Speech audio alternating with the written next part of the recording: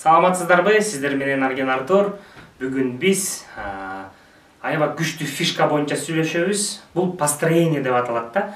Построение дегенде кээ бирлер ойлошу мүмкүн, бул тизилишим керек, же болбосо построениеде стройка там бир нерсени курушум керек дейт да. Бир четтен туура, бир четтен туура эмес. Туура жери кандай? Сиздер действительно курасыздар. Эмнени курасыздар? Сиздер бизнести курасыздар. Вот бизнести куруу үчүн эң күчтүү фишка бул построение болуп эсептелинет. Ушул построение негизи экиге бөлүнөт: кимге, анан эмнеге дегендей. Построениени мен мындайча жалпак тилде айтканда бул авторитет берүү же болбосо мактоо деген сөз да, мындайча айтканда. Кимге дегенде сиздердин чакырып келген адамдарды, күчтүү адамдарыңарды, ким сиздердин ордуңуздарга маркетинг окуп берип атат, сиздерди ким үйрөтүп атат, ошолорго построение бересиз. Же болбосо аларды мактап койсоңуз, аларды адамдар угат дагы сизге эле жазылат. Аларды адам угат дагы сиз менен иш жүргүзө берет. Бул мисалы үчүнчү лицо деп коет. Жанагы эшикте кетип баратат, баласы менен энеси айтат: "Ай балам, акырын" десе болбой, баласы ыйлай берет да. Анан чоочун бирөө барып туруп: "Ай болду" деп койсо, ал бала тынчып калат. Буну биз үчүнчү лицо деп коебуз.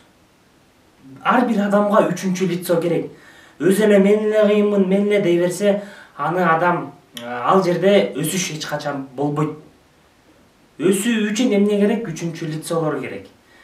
То есть үчүнчү лицодогу адам айтыш керек: "Буга кирсең аябай күчтүү спонсор, күчтүү тренер" дегендейчи. Вот бардыгына үчүнчү лицо керек. Ушул комментарийге сиздер жазып коюңуздар, сиздердин руководителиңиздер ким, сиздердин тренериңиздер ким, аны мактап коюңуздар. Ага дагы эмне?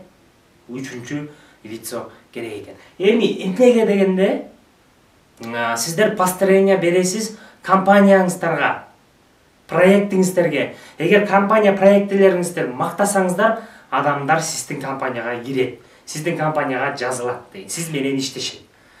Жана сизде чоң команда, бизнес структура түзүлөт. Ошондуктан компанияны мактаганды дагы билишибиз керек. Андан кийинкиси эмнеге дегенде дагы продукт же услугаңарды. Кээ бир тармактык маркетингде продуктлар бар. Үйгө керектелүүчү витаминдер же болбосо посудалар, туурабы? Кээ бир тармактык маркетингде болсо услугалар бар, то есть путешествия жана башка, туурабы? Же болбосо инфобизнес же жана тренингтерди сатышат, семинарларды сатышат дегендейчи. Вот ар кимдин ушул услуга, продукттары болот. Силер ошолорду мактаганды билсеңиздер, эгер ушундай продукцияңар кандай сонун экенин айта билсеңиздер, адамдар алып баштайт. Ар бир тармактык маркетинг сиздин оборотуңуз үчүн төлөйт. Продукты сатылса, продукты услуга өтсө, анан сиз акча алып баштайсыздар.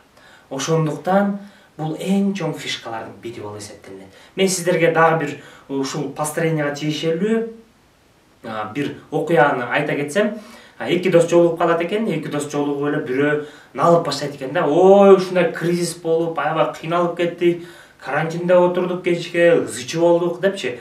Анан ушул укмуштуудай кыйналганын айтып баштайт да. Экинчи дос айтат экен: "Ой, биз болсо аябай андай жыргап атабыз. Бардыгы сонун, акчалар өзү эле түшүп атат" депчи. Анан тиги сурайт экен: "Антип эле" депчи. Элде тигиндей болуп жатса, силерде ушинтип аябай жакшы болуп жатса деп. Телевизордо айтып эле кризис, бардыгы эле кыйналып депчи. Анан экинчи дос айтат экен: "Мен бир пил сатып алгам" дейт экен да. Ошол пил сатып алсам, ал укмуштуудай менин колум узарды дейт. Аялыма жардам берип атат, кир жуушуп атат, тиги балдарымды багып берип атат, огородду өзү эле тиги казып, там үйүп, бардыгын сонун кылып коюп атат дегендечи. Колум аябай узарып калды, ошондуктан мен өзүмдүн бизнесим менен иштеп аябай жакшы акчалар таап жатам депчи. Анан тиги кызыгып эле сурайт экен: "Ай, ал пилди каяктан алдың" депчи. Экинчи дос айтат экен: "Мен бул пилди акыркысы эле калыптыр, аябагандай чоң акчага сатып алдым" дейт экен да. "Сен болду мындай пилди сатып албайсың" десе, тиги айтат экен: суранам сенден, экөөбүз доспузго, сеники баары жакшы эле болуп турат экен, жакшы эле жүрөсүң, жакшы эле акчалар болуп атыптыр, үй бүлөң жакшы эле экен, келе мага берип тур, мен үй бүлөмдү жакшыртып алып анан иш кылайын депчи. Аябагандай суранат экен. Тиги макул болбойт, анан аягында айтат экен: "Макул, анда ушул акчаны төлөйсүң, сен алып кетсең болот дейт экен. Ошентип анан тиги досу сатып алат экен пилди, алып кетип аябагандай сүйүнүп үйүнө барса, тиги пил балдарды бакпай эле балдарды коркутуп баштайт экен, кийимдерди жуубай эле эч кандай кийимдерди кирдетип баштайт экен, үйдү тазалабай эле тиги наоборот үйдү кирдетет, огороддун баарын тепселеп салат экен. Анан жини келип тиги досуна чалат экен. Ай досум, сен эмне ушундай алдамчы болуп кеткенсиң, эмне мени ушундай алдадың? Бул деген кийим тазалабай эле кирдетти, балдардын баарын коркутту, огороддун баарын тебелеп салды депчи. Анан тиги дос айтат экен, ай досум, мынтип мактасаң, мындай построение берсең, сен эч качан бул пилди сата албайсың деген экен да. Анысы кандай? Эгер биз жакшы мактаганды үйрөнсөк, бирок эч алдабашыбыз керек. Алдаганда ишеним кетет. Биз ишеним үчүн адамдар бизден сатып алат, ишенген үчүн. Ошондуктан эч качан алдамай жок, болгонун болгондой, жомок сомокту айтпай аташыбыз керек. Болду. Эгерде сизге бул окуя же болбосо бул видео жакса, албетте лайк басыңыз жана болгон комментарийлериңизди жазыңыздар. Сиздер менен болгон Арген Артур.